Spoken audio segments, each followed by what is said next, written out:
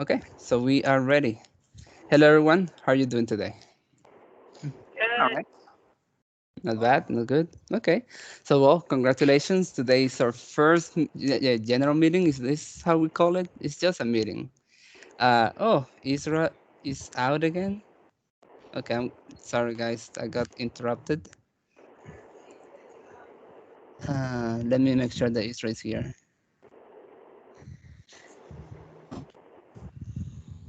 There you go.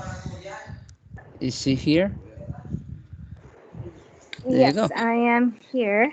But the Okay. thing is, I can't see it on my Teams. Cause if I Because if you're not I a get out member of the on the call, team, you have to become member of the team.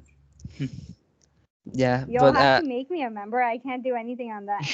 no, yes, actually you can. But I would add you, I guess, since you're so generous to even be here in the first place. So I'm gonna add you just because. Well, there you go. There you go. Mm, Did you receive it? let's check.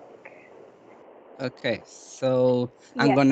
I'm gonna rewind. Ooh, more people keep trying to join in. This is gonna be an interesting day. I'm gonna have to like accept them all. People keep having like click, click, click. Okay, there you go. So I accepted the request that they can just join. Okay, so I'm gonna rewind. Hi everyone. I'm sorry to be so silly, but I am excited. This is the first meeting as Dallas College Philosophy Club. Congratulations! So we are officially a big club, and we're gonna be expecting a lot of people here. So it's gonna be excited. And if you think that maybe because there's gonna be too many people, you're not gonna get to talk, no, don't worry about it. We have a plan for it too, but that's not gonna be the case today. So, anyways, my name is Ferdinando. For those who doesn't know me, and I'm gonna be serving as one of your presidents for this semester. Thank you so much for coming in here, and I would like just to start as fast as we can the topic because we already wasted a lot of time trying to get people here. Yep. So if I'm not mistaken, the topic for today is the concept of beauty, correct? Yeah, beauty, and specifically, what is it to have a sense of beauty? Which is to say, not simply being able to recognize something as beautiful, but understanding what things that might not strike you as beautiful are considered beautiful to other people. So something along. Exactly. Yeah. All right. So I guess I have to do the first statement. Well, I mean, I do, and it is sad that Marcus is not here because he was the one who actually proposed this topic. Marcus is not here, right? Or he is? Oh, he is. Why I'm not looking at you, my guy? Hi. Oh my God, I'm now inspired. Oh, I'm about to cry. So, hi. This isn't your name, Marcus. Um, I'm actually very interested in this topic, and it has it is related to something that I've noticed even more lately. That is like why some people has sometimes the similar concept of beauty and sometimes so different. And it is not just on the perspective of like partnership, but it's just in general concepts of even what we believe is valuable or not. And I would like to hear your input in this regard because it seems like even though it is very subjective, we do follow a certain like norm. I don't know if that makes sense. Like we do follow like if it is shining, it must be valuable, even though it is not necessarily true. So we do have some preconceived ideas of what is beautiful, and maybe these can change based on the different cultures. So I am really thrilled to hear about you. Do you want to add something more, Marcus? Or is your mic close? Yeah, sorry, I'm just getting set up out here. Yeah, I'll add something. So what the topic is I'm trying to tackle is a couple of things. One, uh, I Sorry, guess before you continue, and I'm so sorry that I interrupt. If you want to talk, you can uh, do this. If you're able to see the chat, you can just have an exclamation mark. And if you're driving, such as Luisa, just smile. And I got you. But yeah, normally you do that, and so we can keep the track of who is gonna speak first. But anyways, continue, Marcus.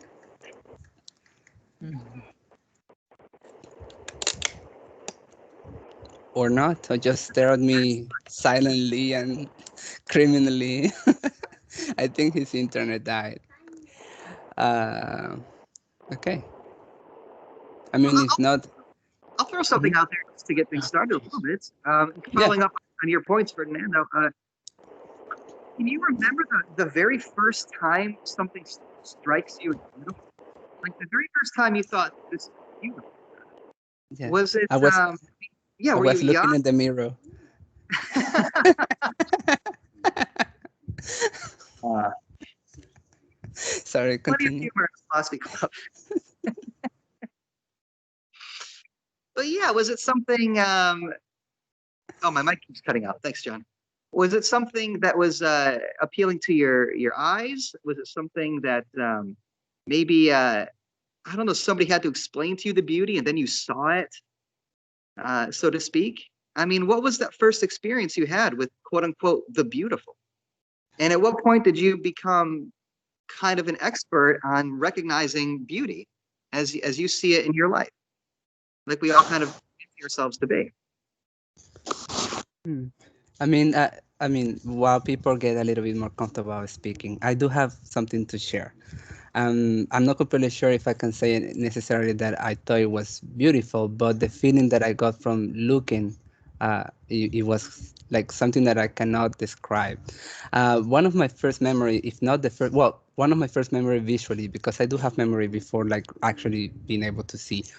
Um, I was by myself in my house. I was like maybe like 3 years, 4 years, and I remember like I had no idea where I was, no idea who I was, like nothing. It was very weird. It was kind of like I was just blank, and I was just walking in the house trying to see exactly where I was. And I remember that I was going toward the kitchen, and my mom pops up, and I can tell like I couldn't even tell what the name was. I couldn't tell anything of her, just that it was something that I found like extremely happy just to see. And I started like mom and just kind of like went run straight like toward her. For me, that moment was like she was my world, even though in that moment I couldn't even conscientize why. That it was. Yeah, I always think of that like a lot.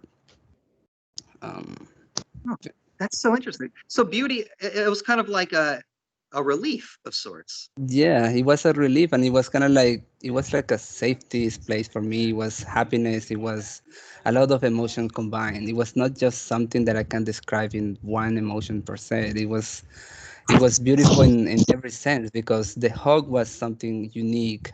The smell also it was kind of like comforting. Like it did apply every sense to just one particular moment, and it was just like an explosion. And then it was everything makes sense like after that because it was kind of like before that I had no memory of even what I was, but even though like once she appeared, like things made sense in my mind.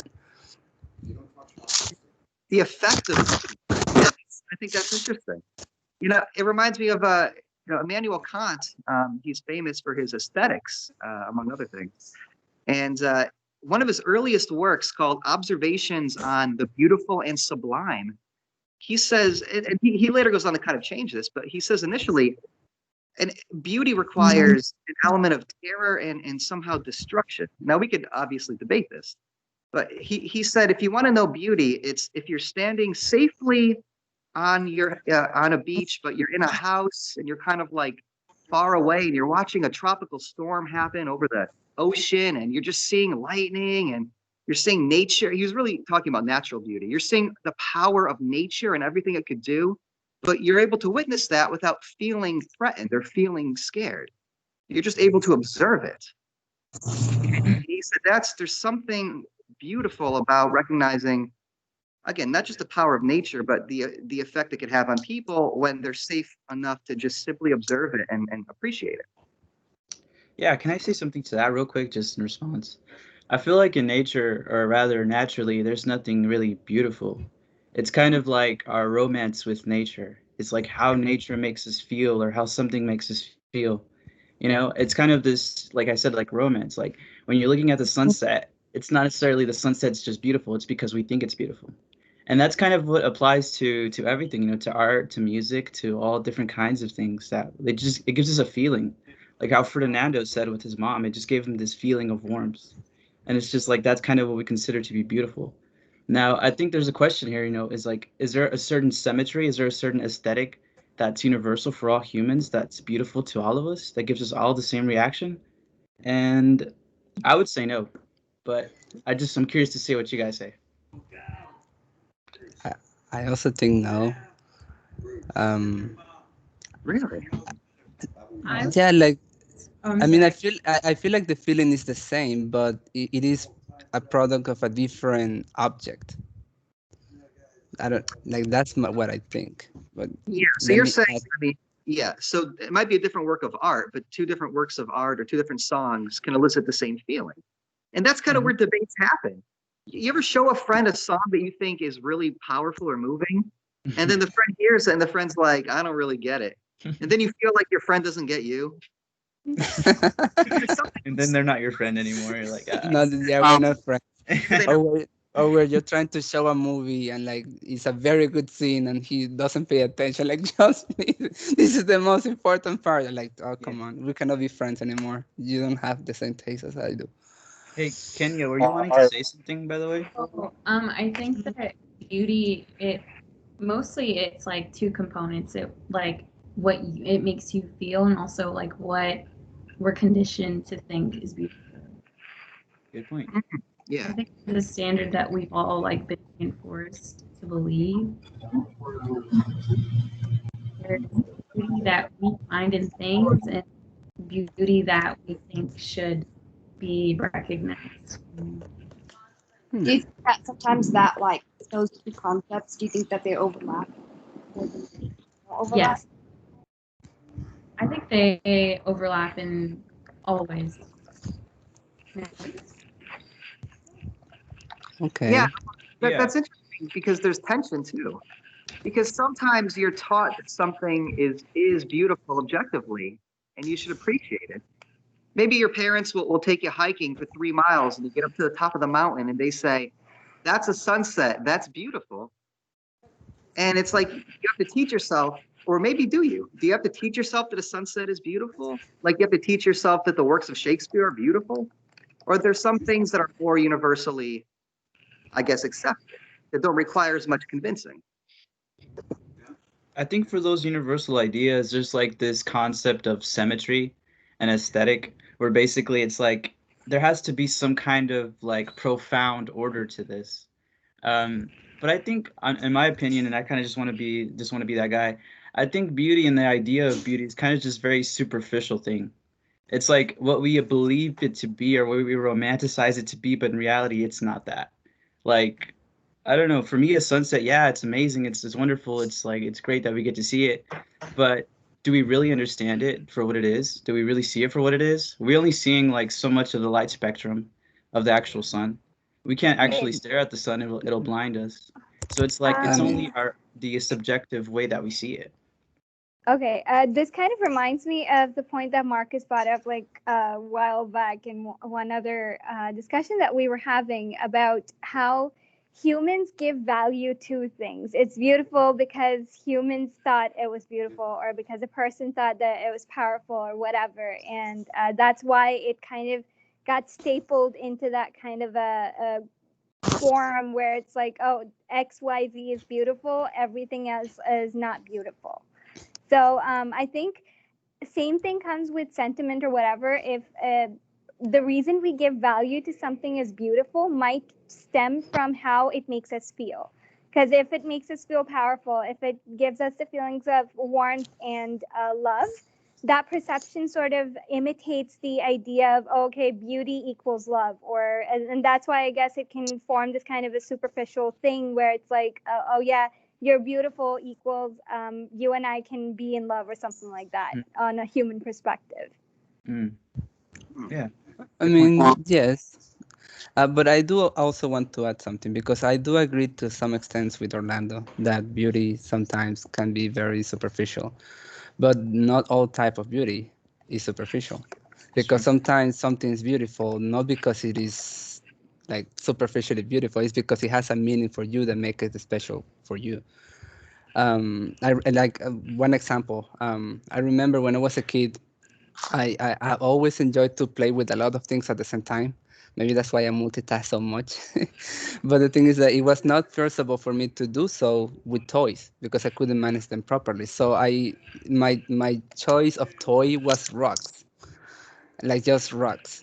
And it was like I just had a lot of rocks and just kind of like smush them together, like and for most people it makes no sense, but for me to lose one of those rocks was kind of like hurtful because it's like my main character just disappeared, and like for me like it was just easy rocks, nothing special. They were not shiny. There was nothing really like striking about them.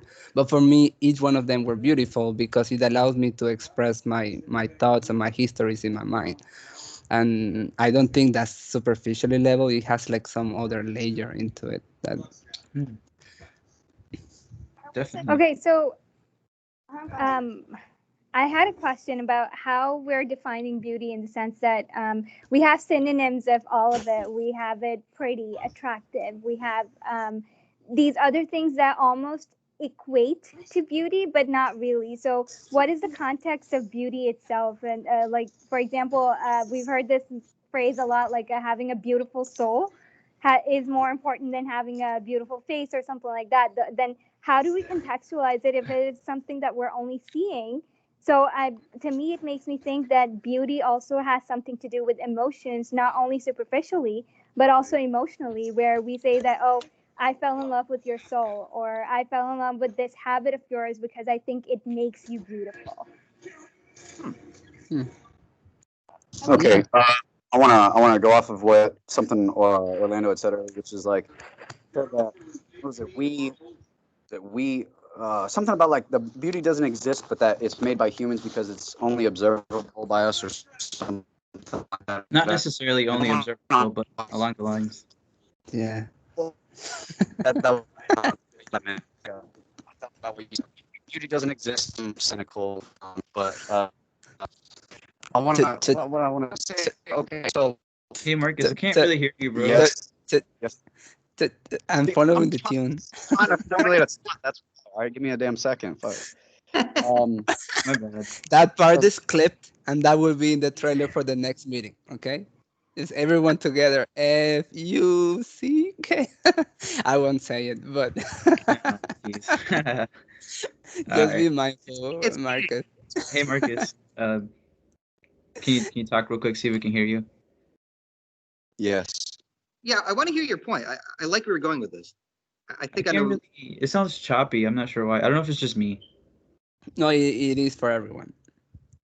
That's why I was Hello. Yes, pausing. Hello. It Hello. was like a Hello. techno bit. better, much better. Hello. Hello. Hello. Okay, you're good. Test, There you test go. him. One, two, testing. Okay. Um. You could Okay. okay. I want to the argument that it doesn't exist. I don't like because okay, you can argue, does math exist or did we discover it? Okay. It's a thing experienced by humans. It's an observable phenomenon. Okay. But we can all argue that it already exists, obviously, but we just discovered it. The same could almost be said for beauty, meaning what I mean is that with, okay, the experience that we have as a living thing, okay, allows for certain experiences where certain, variables are in a position that might uh, uh, create a moment of experience for a living thing that is preferable to an other variable. Do you see what I mean? Where as the living thing, it's what I mean is that there's already a scale, and that we experience that scale. So like a sunset is naturally pleasing to a living thing in the universe because it is this thing. It's that thing. And then when a living thing that lives, within it or next to it is it it experiences it, and then that's what it gives its name to, and then blah blah blah, everything else too the same way. I mean, what is it? You think the birth of a child is beautiful. It's because as a living thing, this event, all these variables coming together, your family happening, your newborn and a new life being created, all these things line up to have this experience felt. We're talking about emotions. Emotions are all about what you experience, and then I think we have to focus on what we're experiencing that then elicit those emotions, such as being in a forest. It's really, it's the damp, dark air if it's misty or there's wet air and there's something about that like smell of rain that's pleasing. Like what is this? It's like freshness. It's like there's this living things enjoy seeing things that give maybe that's it or something that. But then it goes deeper again with the rocks apparently because rocks don't have life. But again, I can look at a rock and go, damn, that's a good looking rock if it has like nice Yes. Oh my nice god. crystals. So, like what? So So I kind of want maybe to respond just real quickly to that. Oh, yeah. are you done? Or No, yeah, I'm done. okay, sorry. I guess like I see your point. You're making a really good argument there. I think the whole idea though is that I don't think that anything is naturally beautiful. I think that essentially the eye of the beholder is what kind of assigns that beauty. Like how you said, we kind of have different stimuluses from different animals, and different people have even different perspectives on different things, and so they're stimulated differently than others, and so they apply beauty differently. So Okay. essentially, something isn't objectively beautiful; it's only subjectively beautiful. And so that's the point. Is like maybe we look at the sun and we think it's amazing, we think it's great, but maybe like a snake that can't really even see the sun, can't even observe it, won't doesn't feel that sense of beauty. Yeah, he doesn't feel it Yes. because he's not a human. He doesn't have the No, capable. but that's a very extreme thing of saying like that. Essentially, people who I'm not don't completely perceive the sure if world to be Luisa the wants to same speak. aren't going to find the same thing beautiful. Okay, And well, I yeah. got Is Luisa trying to speak? She's kind of like, yeah, yeah. I'm setting a basketball. I'm driving. I'm distracted. So, but I'm gonna throw a wrench in here um, with this idea of objectively beautiful. And I'm pretty sure Kant argued this. It's been a while since I've studied his aesthetics. Speaking of objective beauty, though, um, there are arguments that, for example, because I'm hearing all this stuff we often associate with beauty, like emotions and feelings. But there are arguments that, for example, we could make a rational argument um, that, let's just say, the Mona Lisa is beautiful, and that you may not feel anything about it, but that I could point out aspects of it to you, like, for example, maybe symmetry or some other aspect of it, and that if you're being rational, which is why I'm pretty sure this is Kant's position, that you do have to agree that it is beautiful from an objective perspective. I'm not saying I agree with that, but there are plenty of arguments, philosophically speaking, that beauty can be deemed objective, and that we can actually argue and convince people that something is beautiful. So I'm curious about people's thoughts on that. Like I Huh. just want to like sorry I'm kind of hogging it, but just a quick response to that. What if someone was to say, "Oh, I found the most beautiful woman ever," just objectively? How? Because I measured her face and I found the symmetrical linings to how beautiful she is. I So think then, Kant so was then, more specifically talking about works of art, like he may have applied this to people as well, but if I recall correctly, my Kant aesthetics, it was about works of art and works of literature, poetry, and things of that nature. I don't recall if he addressed it like that, like I could objectively tell you why another person is beautiful, but he certainly addressed this with regard to So, the fine art. I okay, understand that. I I just I like have sorry, I'll let you go. no, it's okay, it's okay. Okay, but I just have like a. I'm trying to like simplify it, I guess, because if, for me, for example, if someone tell me that's beautiful and I don't agree, I'm gonna say like I don't agree it's beautiful, but I may be able to understand why other people see it beautiful. I don't know if that's what you mean. Hmm. Wait, Well, I'm I don't sorry. know. I'm Who are you really talking trying to? to check. John just Are you You called me. don't. asking me? No, for example, if somebody's telling like that's beautiful, and I try to look into it, and for me, like personally, it isn't. Like I'm not gonna agree with you, but if you point it out, like I can maybe see why you feel it's beautiful, but for me, it's not gonna be beautiful. I just can different take. understand why for you it's beautiful. So I feel like at that point you have to kind of give a real definition to beauty. Yeah, Like what that's is what I was beauty trying to in go. that case? Yeah. If Okay, beauty is Mm, so something that's personal, I feel like it can't be something that's universal. oh, well, I but think before we it's can, it. well, sorry, I just noted that Yusha wanted to speak, and I don't know if he still wants to speak. Yusha can go if he wants. Finally. Okay, so some really interesting points have been brought up, And uh, Miss Benton, that's one thing that I was going to refer to as the Mona Lisa. Usually, people find it they're pretty pulled in the sense that some people consider it really beautiful and the others consider it really like terrifying because she has no expressions, and we can get into that later. But the point of today's meeting is how we define beauty and how people perceive it. So I think, Ferdinando, you were talking about finding beauty in rocks, or was it Marcus? I don't know. Well, yeah, I introduced it, and he also talked about it. Yeah, keeping in line with that, uh, we do find rocks beautiful, even though they're non-living. If we look at architecture, bridges, even naturally occurring stone, obsidian, it's technically defined as glass, but it's also a rock. So obsidian and some other rocks take gems and jewels. They're also considered rocks. So we do find beauty in rocks, and it's all about how we perceive it. For example, this is my office mascot. It's just a toy husky, but I have it here because I find that it's pretty cute. It's adorable. It's a good conversation starter. But other people might not find it that way. See, adorable and beauty might have different standards. Like, again, that comes to appearance. And to add to that, what I was going to say prior to this was it's not just one person to person where it could differ. It could be cultures formed around beauty, or what one culture finds beautiful, the other could find completely obscene. They, for example, Turkish culture, they for what they find beautiful, especially when it comes to women, is that the women should have light blue eyes, they should have dark black hair, and a fair skin as snow. That combination is considered the ultimate beauty, or the ultimate Turkish beauty. And on the other hand, when it comes to Pakistani culture or my culture, what's considered beautiful is almost like a tan skin, and brown to black eyes with dark long hair. It could be curly, could be straight. So that's different in terms of cultures of what we find beauty as a culture. And I think it comes from how we're told, like See, but these are how. again artificial standards created by society of Yeah. what should be. It's not. It I again. It define what beautiful is. Well, well, I mean, I actually look it up just to have like a, I guess, definition of it. But I want to add something to what Isra said.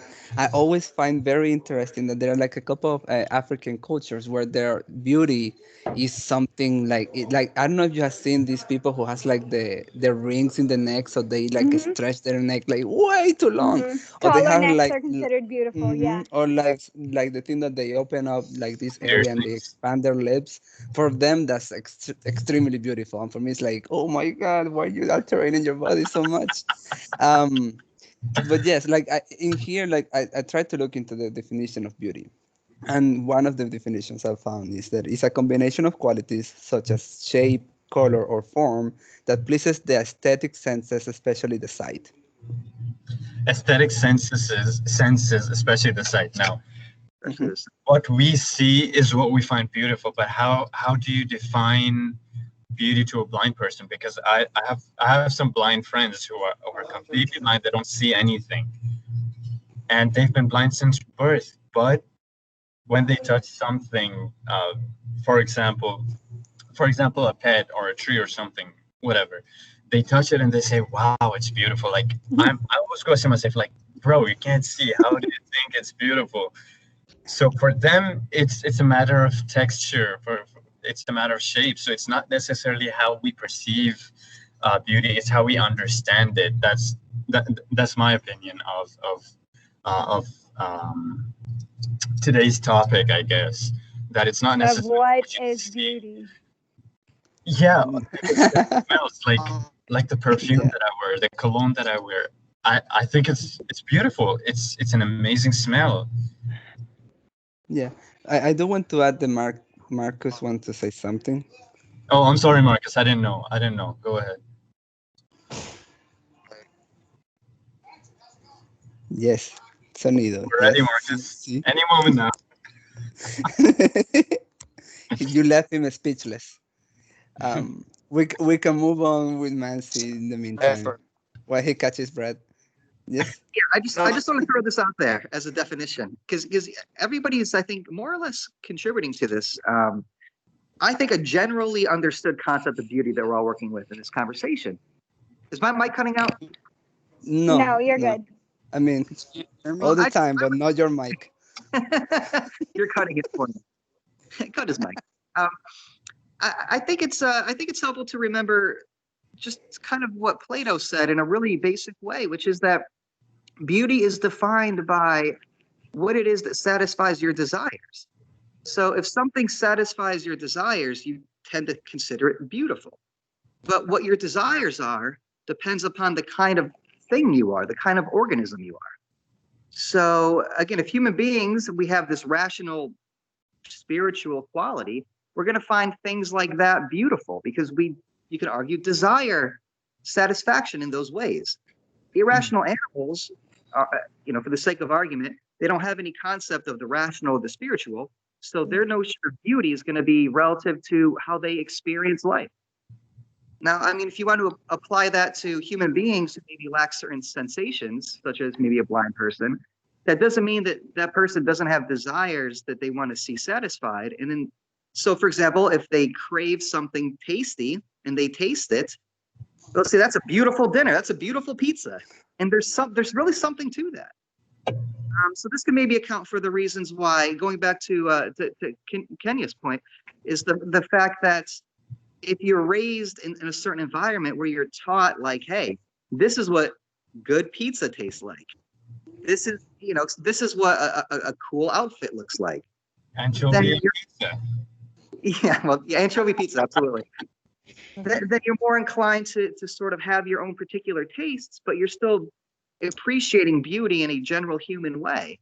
But the beautiful thing is, no pun intended, when you meet other people who have a different sense of what's beautiful or what's delicious or what a cool outfit is, you're able to expand your aesthetic palette. And your understanding of beauty, how to put this? Yeah, it grows. The horizon goes beyond.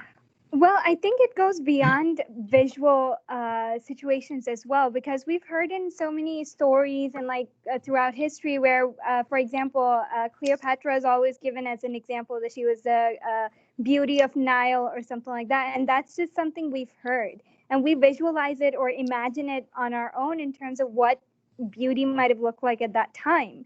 But still, when she is described or the way people might talk about her, may already put a pretense in people's mind that, oh yes, she is beautiful, even though she might have been ugly as well. But it just depends.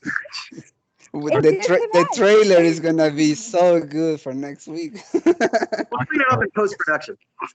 Yeah. But that's what I think that's what we should implore upon more, or explore rather a little bit more, that it goes beyond the senses. I think it comes down to, or it boils down to, somebody's imagination, where if somebody could imagine something to be beautiful, even whether it's through narrative stories or when they're hearing something positive being spoken about that thing to be beauty, and vice versa, if something is being described as ugly or unappealing, then, for example, like ghost stories, people are normally associating ugliness and evil traits to negativity. So I think in general humans might lean towards a positive aspect of things, and they might include beauty in it to be something positive or something nice, versus something bad and visually unappealing is automatically or by default something I'm not wanting or something like that.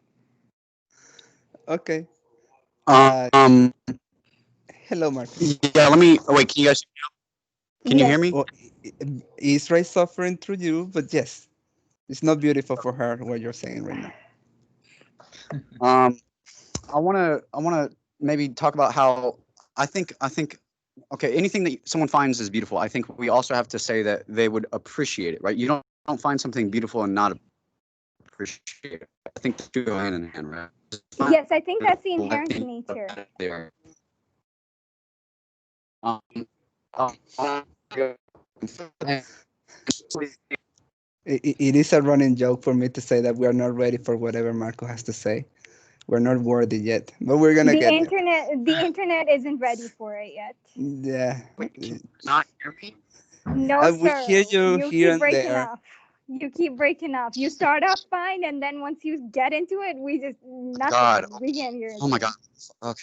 Okay. What It the is fuck? okay. Okay. It is okay. What I'm trying to say is that the basis of beauty then is that appreciation, because we all agree a rock can't feel beauty, okay, but it's rather a living thing that feels beauty. So it takes a living thing appreciating something else that exists along with it in that moment. And I think the appreciation of another thing that exists, albeit metaphysically or physically, is the basis for regarding what is beautiful, because that then allows for the standard to be everywhere and anywhere, because then someone can still look at a piece of trash on the ground, maybe it's in a perfect angle with the sun or whatever, it catches the light, and they have an appreciation for that thing doing that thing at that moment, but it's a piece of trash, but somehow they find it beautiful because in that moment with the sun they find an appreciation in its existence, if that makes any sense. Okay, Yeah. so It what makes I sense. understand of your saying it that beauty is equal to appreciation of something. That's what defines beauty.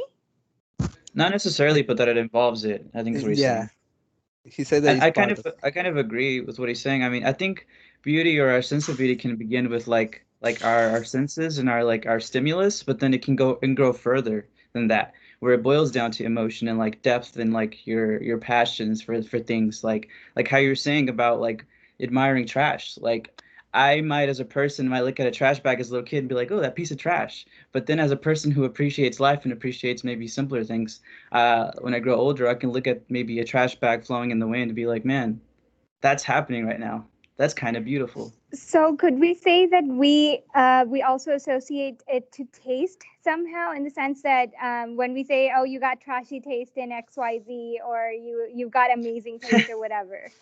Trashy taste. I Oh think my that's God. where it gets subjective. Yeah. But John wants to say something, John, so John want to drop the mic here. I'm not Hi, sure if John. it's going to be that important. It never is. So two things. One, you brought up the blind person. That also would potentially incorporate somebody with synesthesia. So beauty to them would be totally subjective versus what beauty is to us because they see sound or they hear color. But my overarching point would be because somebody mentioned and I don't remember who, somebody mentioned we feel this way or we see this beauty because we appreciate life. And my initial thought when I heard that was, okay, but I have had personal experience seeing somebody die and seeing the beauty in them no longer suffering. Yeah, that's a very good point. So beauty Yes, doesn't necessarily it is have to indeed a be in beautiful cat. life only. I don't think anybody. Well, maybe. Well, yeah, I What? think that goes back to the Platonic points. It's the satisfaction of desires. Look, if you could say that all human beings naturally desire certain things, then you could have a basis for saying beauty is objective. Because you could say, well, in these circumstances, any human, if you're trapped on a desert island and you only had one thing to eat, every single human being, regardless of their background, would find that one piece of food to be quote unquote beautiful. They'd really appreciate it. I think, yeah. So to John's point, it's I mean, as far as I could tell, it's more a matter of, in that particular case, you understand that your friend desires his pain to end, and then you see your friend get his desires met, perhaps. And so as a result, you think, well, that's beautiful because my friend got what he wanted. Not to say your friend wanted to die, but No, you I'm know, talking about a family member that I got to watch die in hospice. right. Well, it doesn't really change. But it Yeah. doesn't change your point. I just Yeah, it doesn't Beauty change the point. well, I mean, I awareness. suppose does relationship change anything? I don't know, but I love your cat, John. I love It is, your yeah. cat. I'm digging that cat. Mm-hmm. I will say, like, on Marx's point about like appreciation kind of equals beauty. I don't know if I agree because, like, I think if you find something beautiful, you appreciate it. But just because you appreciate something doesn't necessarily mean you find something beautiful. Kind of like what Professor Bent was That's saying not what about the Mona Lisa, and like how like you can kind of point things out to people about the Mona Lisa, and they'll eventually find it beautiful. Again, I don't know if they'll necessarily find it beautiful. They can form an appreciation to it. They can appreciate, you know, that the other person finds it beautiful, they can appreciate why they find it beautiful, but it doesn't necessarily mean that they find it beautiful. Yeah. That awareness and recognition is the basis of beauty, but it also makes it like inherently selfish reaction to like your environment because it is very subjective. I love your I kind of point. like how you I said love that. Yeah. your point on that.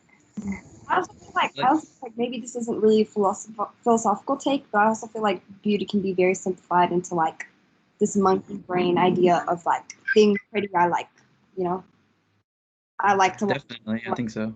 you know, and that's just what things that are beautiful happen to be. And maybe it's something that's kind of novelty. Like if someone has never seen a sunset before and they finally get to see one and truly hit it and like bask in the glory, they'll find it beautiful.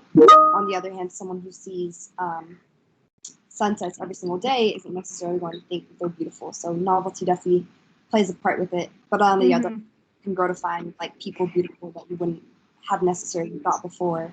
Just because that makes me wonder. Your point just kind of makes me wonder that could it be that the reason beauty is what it is because of the fact that there isn't much of it going around, like you said, the fact of novelty, where the more beautiful it is, the more out of reach it is. Like, for example, people sometimes compare people to angels, even though nobody's seen angels, and they're like, he looked like an angel or whatever, or she was amazing, as if she came down from the sky. Where we have this sort of a positive affiliation of it, and we're like, oh, it's so rare, and it's nobody else has it, and that's why I find it so beautiful. Because and the fact that it's out of reach. Okay, somebody's phone is going crazy, and it's really hitting in my ear. Yeah, someone is receiving a call from Microsoft Team, but I don't know who it is. Yeah, it's like It looks like it's a message. I can't tell. I think that's I why don't know whose it is. like blue or green eyes more like I'm pretty positive. Fortuna's voice is going in and Hey out because that guys, can call someone thing check is that? coming in. Can someone check It's, what it's that is? done. It's done. Yeah, Okay. thanks guys. Yes, Fortuna, may you please repeat your point? It got overshadowed by the call. So like yeah, I think to what you're saying exactly, like, you know, people with brown eyes are considered, I mean not people in general with brown eyes, but brown eyes are considered as beautiful as someone with like blue or green eyes because we see that less often. Yeah. Someone with like say green eyes. I don't think I've ever met anyone with green eyes even and noticed it, and I would be like, cool, you have really beautiful eyes, you know? I think Yes, that's kind of like, oh, sorry. You know, That's kind of why I called it like superficial in the beginning, because it's like I like what you guys are saying. It's something that, like, you're right. It's kind of out of reach. It's like if everyone is beautiful and we get used to everyone being quote unquote beautiful, I mean, we're gonna stop finding them beautiful. We're gonna be looking for like the next thing that's up there that's beyond that, and we're gonna call that beautiful in a sense. why have you ever met someone and like initially didn't really think much of their appearance, and then you grow to know them and grow to appreciate every little ordinary and mundane thing about them? And if you've ever had that experience before, I think you can definitely like negate that point, you know? Exactly. And like, so in that sense, we're I fighting guess. beauty and the emotion and their character rather than just their looks. Yeah, but I'll just remember what most cultures consider to be the pinnacle of beauty, and that's divinity. But that begs the question: why is okay? So for example, I guess for Christians, why is the one quote unquote one true God like the most beautiful of all possible things? It's because that God gave it created the possibility for you to experience beauty in the first place. So what's more beautiful than beauty itself? It's the source of all beauty. It's that gives rise to the very possibility of you having emotions and having sensation. But that's so ironic because most depictions of at least that particular God, or I should say, and go back to Marcus's point about the metaphysics he made earlier. Metaphysical beauty is just that. It's not physical. It's metaphysical. So the most beautiful thing is not at all appealing to the five senses. It's just an interesting take that it, impacted tradition for 2,000 years. Well, what if there isn't necessarily five senses? What if the emotion is essentially just another sense in that same aspect? Well, because you usually have emotional reactions to sensations. So they can't be, it's not like your smell reacts to what you see, but your Well, heart reacts to what you see. Well, not necessarily. You could claim it's like chemical reactions, and furthermore, it's like that in and of itself is a sense. Like if I get a sense of someone, it's not something Okay. physical. It's something that's emotional. That's No, not. no. You It's get a not sense of necessarily pain just like whenever that. you're sad, right, Orlando? It's like pain isn't a sense, but it's a reaction to the physical sensation. Pain is an emotion, but Mhm. it's you know what I mean? Does that? Yeah. No, pain is also emotion when it comes to heartbreak No, or when it It comes could be to. seen as both, is what he's saying. I'm saying it's not Or a sense. I know it's an. Oh, okay. I said it's an emotion, just I not a was thinking. sense. I could I'm think sorry, you it's. keep getting cut off, so I'm hearing bits and pieces. I apologize for that. I didn't hear that whole thing. All right, so beauty is Okay. pain. You've concluded. Well, well, for some people, actually, it is. And sometimes even I find that there is some type of pain that has become like good for me. So I find them beautiful. Let me like Master. lower this. Um, yeah. For example, whenever you're like, I'm gonna keep it superficial. Okay, I'm not gonna go too in depth. But whenever you're exercising and you're like, and like everything is hurting, but at the same time, you know that it's for like the greater good. Hey, beautiful, Okay, see, beautiful in that regard, I think it also comes down to being subjective because I would never put myself through that. Like, as soon as I start aching, I give up. I don't care of what I want to look like. I give up because I'm like, oh no, I'm fine the way I am. I don't want to. So I But think that's it also, yeah, it also comes down to your personal desires. Like as Professor Manzi said before, that it comes down to your desires of what you want. And I think it's a combination of desire versus novelty or the ability for us to get it. Because for us, if it's completely out of reach, like I think we try and rationalize that, okay, is this even attainable? And what lengths are we willing to go to attain that thing? So I think that comes into that, okay, beauty is pain, or yeah, I'm willing to sacrifice this, and this in order for me to be able to look like this, or for me to be able to feel that way, and so on. So I think I like Ms. Vasquez's point in the sense that it's a selfish desire around our environment of how we're reacting to it, because at the end of the day, it comes down to how it makes me feel, how I want to look versus how I think it should be, and so on and so forth, you know? see, You there's no said Miss argument Vasquez? there's no argument that the human is selfish. The human nature is being selfish, because even if you're doing a quote unquote selfless act, at the end of the day, you still benefit if one way or the other. For example, you give to charity a lot, God bless you, but in return, you're still getting rebate on your tax. You're getting good word from people that, oh, look at so and so, they give so much money out, they give to charity, they sponsor students and whatnot. So in regards to that specific point, I think it's basic human nature to be selfish. And coming back to beauty and what you and Ferdinando were talking about, exercise, physical pain, that's all physical. Humans are programmed to run away from physical pain. Because if you look at a kid being injected, they'll start crying, they'll start panicking, and if you get burned, even then you move away from it. You don't like keep your hand on the stove when you get burned. And coming back to I what my do point was, is that what's it all called? the time. Yeah, yeah, No, we're fine. I get the last word. But anyways, what's it called? I have a portfolio and I titled it "Beauty in Chaos" because it's images that I've taken through storms, through the tornado that we had last year. Uh, you name it, hail, blizzard, sandstorm. And these are just moments of beauty that I found to be amongst that chaos. I also have some photos from wars, like in a war zone in Syria and Lebanon. There's kids handing out flowers to people who are holding guns. So that's you. No matter where you look, you can always find beauty, and that's the beauty of finding beauty. That you never run out of it. I mean, sure, it can be a novelty, but that novelty can be another thing can take place for it. It's not necessary that it's one specific thing. What do you remember what point you were making, like at the beginning of your point? Because it made me want to say something and then I totally forgot. I made Mm. 3 points. I'm sorry. First one being humans are innately selfish. second, Yes, human. that was it. Okay. I wanted to talk Okay, about go the selfless act.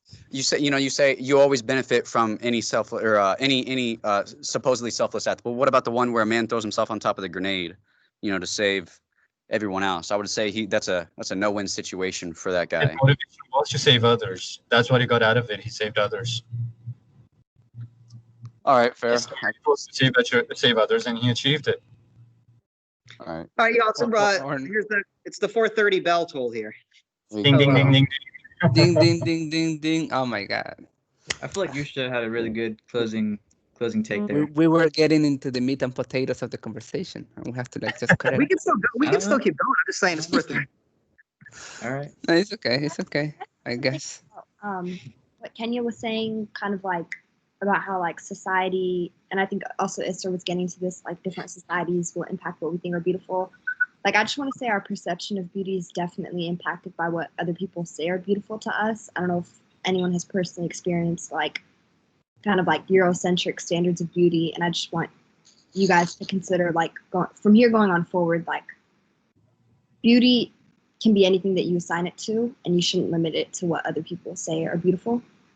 And yeah, just open your eyes up to the possibilities. And like there's like this trend on TikTok going on where people take different people's faces, usually famous people, and they edit it so that it matches the golden ratio.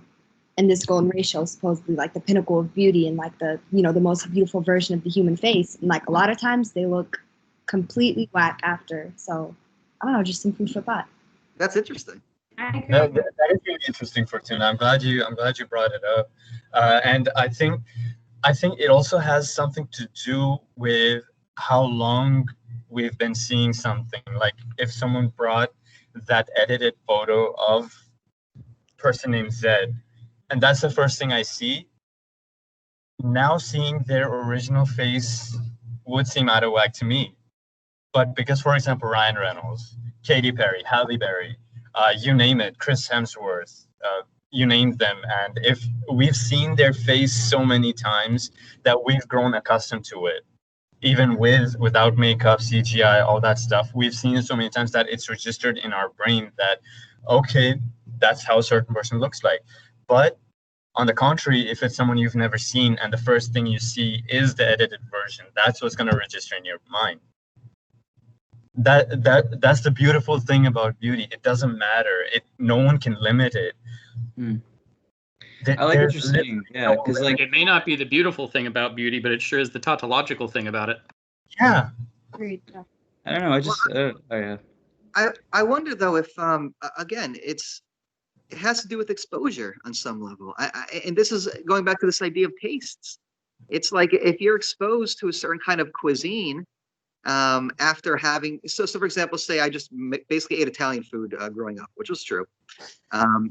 And it's pretty much everywhere where I was born. But I moved to Texas, and there's a lot of Tex-Mex. I didn't know what Tex-Mex was when I moved here. And after just kind of being around it and giving kind of, quote unquote, giving it a shot and saying, well, maybe I can find this delicious. Now it's like I crave that more than I crave Italian food. That's not true, but I'm going to say that for the sake of argument. Oh, thank you. I was like, but that's the idea, is that if you're willing to expand your palate, no pun intended, then you can see that, oh no, Italian food and Tex-Mex food are both delicious in their own ways. True. This person and that person are both beautiful in their own ways. But here's something I want to throw out to you real quick, is this idea of cancel culture, right? Where cancel culture is telling you what is and is not funny. So they say it doesn't matter what you think is funny. If you think this is funny, you're wrong, because that is considered offensive or what have you. And not to weigh in on that whole thing, but apply that to your sense of beauty. What if you had people saying the things that you think are beautiful aren't, and you need to stop subjecting yourself to it? Your sense of beauty is wrong. Not just your friends making fun of you for how you like to dress, but the government, big corporations telling you like this in the magazines, how they not dress up, how they model up a model to be on a magazine. Because if you look at I don't know, I can't think of anyone on top of my head, but we took it in our humanities class that magazines highly edit the models to have a certain size. And if you Yeah. look throughout history, that has become the standard. Sorry to say, it's really sad that how something as infinite as beauty could become a standard. This How is see, limited it's become.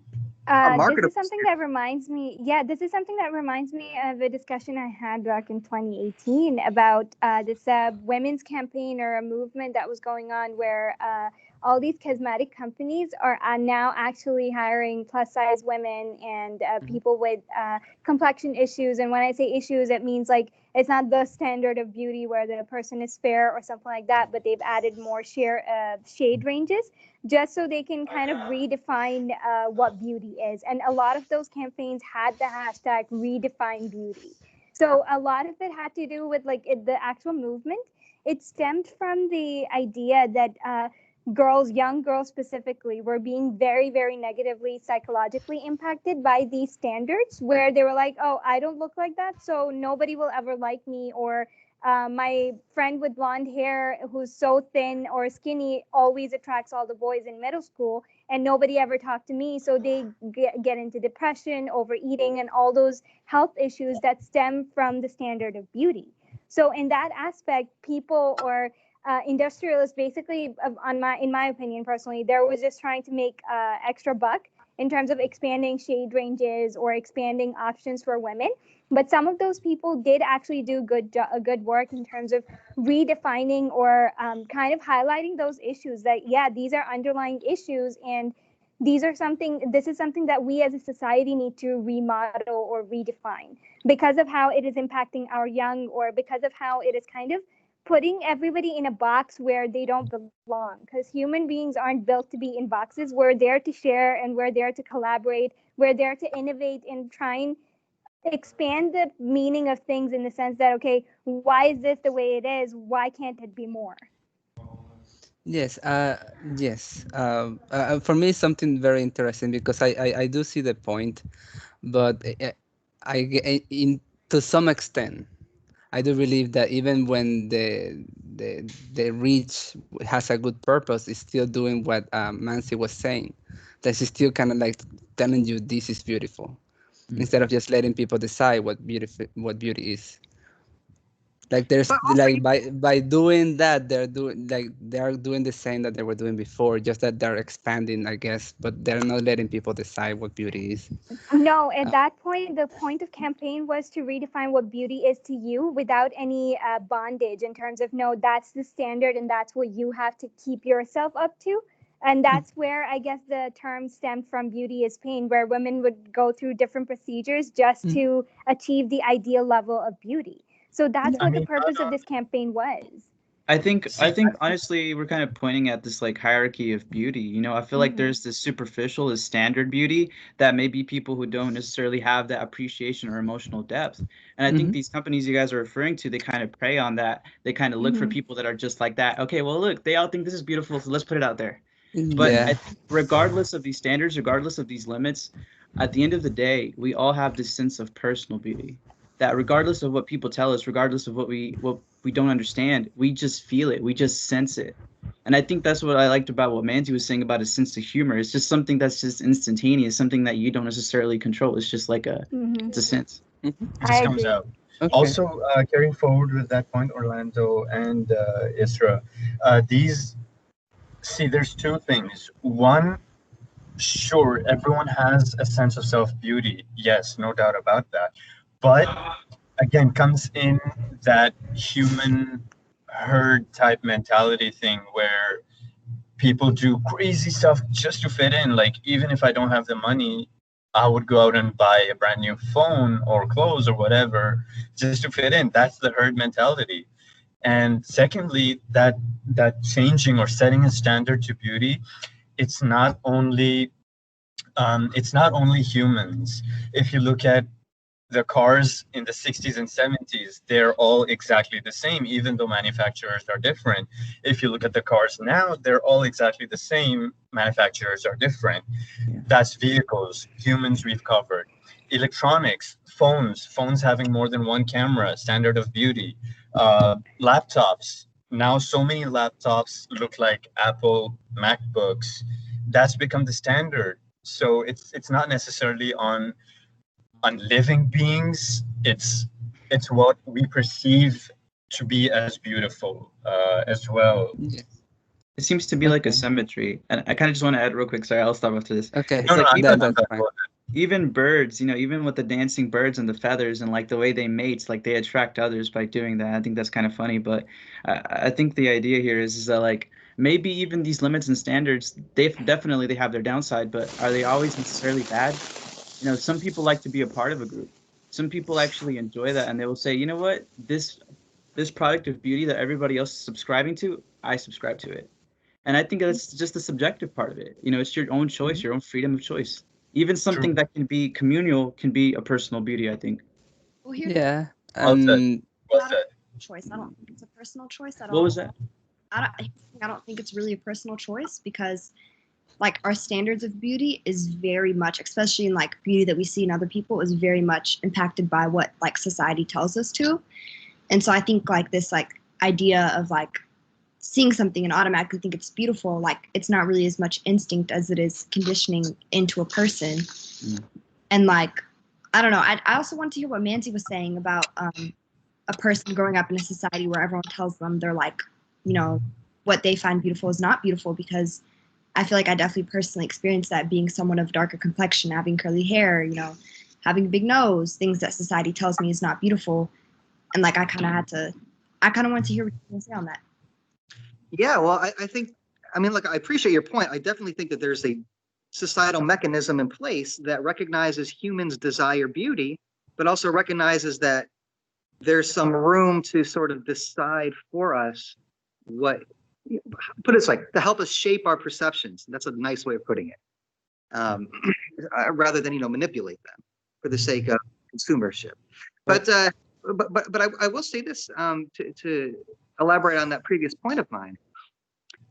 I think that part of the beauty of beauty itself is showing people what's beautiful in things that they wouldn't typically find beautiful, like philosophy, for example, or baseball, or all my interests that nobody else seemed to have any interest in.